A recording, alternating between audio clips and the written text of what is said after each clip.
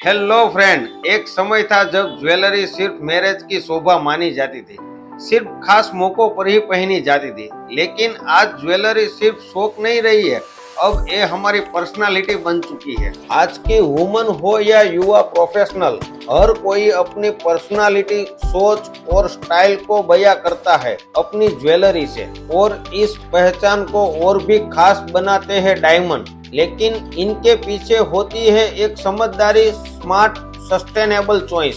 अब आप सिर्फ खूबसूरती नहीं पहनते, आप पहनते हैं आपकी पसंद का कस्टमाइज्ड डायमंड। सोचिए, जब कोई पूछे इतना सुंदर डायमंड कहाँ से लिया, तो आपका जवाब सिर्फ एक ब्रांड का नाम नहीं होगा। आप कहेंगे ये मेरे सोच की चमक है। आज एक स्मार्ट इंसान वही है जो फैशन के साथ साथ फ्यूचर का भी विजन रखता है। तो चलिए, पहचान वो नहीं जो दुनिया दे, पहचान वो जो खुद बनाई जाए।